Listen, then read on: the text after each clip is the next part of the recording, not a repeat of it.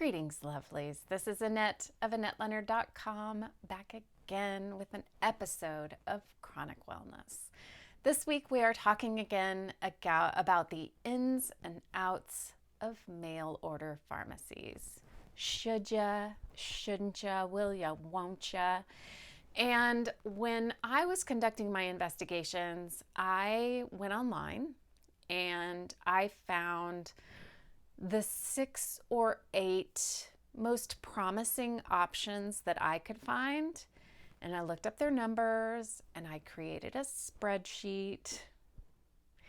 And I came up with the questions that I thought were relevant to ask. Now, your questions might be different, but I do think it's important before selecting a mail order company, particularly if it's for like more than one prescription, that you're thoughtful about the things that matter most to you in terms of mail order prescriptions. Is it timeliness? Is it how inexpensive the shipping is? Is it how easy you can get a hold of them? And so I'm going to share with you my list of questions. I will also put them in show notes so that if you want to use them for your own purposes, you can. And they are, do you auto-renew prescriptions and just send them out? Or do I have to notice that it's time for a refill and contact you? When a script is out of refills, do you contact my doctor for those refills? Or do I got to do that? Which thing is it? What about higher schedule meds, Schedule 2 meds? Do you fill those? Because honestly, folks, not very many people do. So if you take any painkillers that also happen to be opiates, getting those by mail, not many places do that. How long does it take for me to get my meds? And I asked sort of best and worst case scenario. So like, what would be the holdup? How long would those holdups last? Because I don't know about you, but there are some meds that are pretty critical in terms of timeliness. And, you know, for me, that's my blood thinner, that's some of my pain meds. And for you, it might be things like blood pressure meds or heart pills and other critical medications that you can't have a lapse on. I said, what's the upside and downside of using your service? I just asked them to sort of self-disclose what they thought was good or negative about their service compared to others. And honestly, very few of the companies that I screened had good answers for this, but a couple did. So I asked, how do I transfer all of my prescriptions to you? And how do you make that easy for me? Because if it was a matter of like one at a time having to transfer prescriptions, as I've mentioned before, I take a lot of drugs. That sounds bad. I have a lot of prescription medications. This one could be a real hassle. When can I reach you? What are your hours? Because if you're only open from 2 to 4 on a full moon, that's not going to work for my schedule. How do you contact me if there are questions or problems? Are you doing that immediately? Is it only by email? Will you do text alerts, etc.? Do you do medications filled on the 30, the 60, the 90? Does it depend on the med? And then anything else that would be helpful for me as a consumer of your services to know.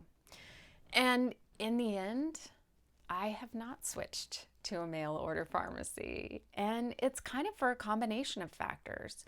Part of it is how hard it is to get some of my prescriptions filled by mail.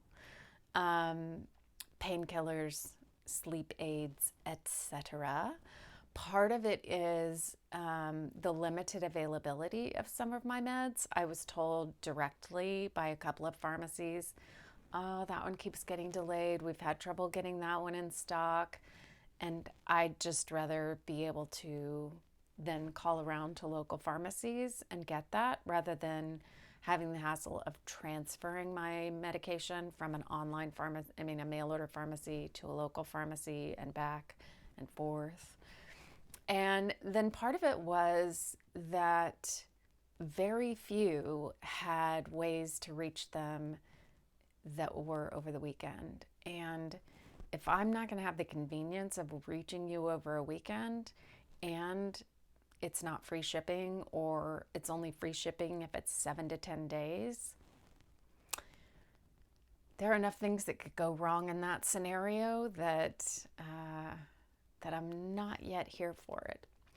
And when it came down to thinking through the prefabricated pill packs, so the ones where they're already measured out with all of my vitamins and all of my prescriptions in each of their dosages for, like, when you wake up, and morning, and noon, and afternoon, and night, and when you go to sleep, I fluctuate those enough, whether it's actual dosages, or I'm going to take 2 of these one day, or some of these I only take Monday, Wednesday, Friday, or they change frequently enough that the hassle of ripping some of those open and taking some out, or rolling with the changes in my meds that come, didn't seem to be a great advantage to me. But I can see how it could be to some, or how it might be in the future.